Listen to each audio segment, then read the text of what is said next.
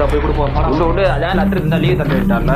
நாளைக்கு போறோம், படத்தை பாக்குறோம், தலைவன் படத்தை கொண்டாடுறோம்.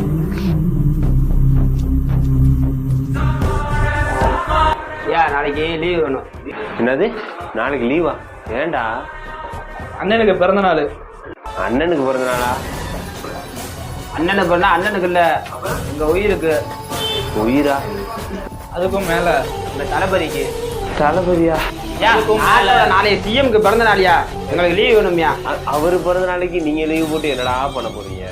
ஓகே, ரீ ரிலீஸ் பார்க்கணும், கேக் வெட்டணும், பிளக்ஸ் அடிக்கணும், போஸ்ட் ஓட்டணும், 1008 வேலை கிடக்குங்க. நீங்க வேற. என்னது? ஓகே, ரீ ரிலீஸா?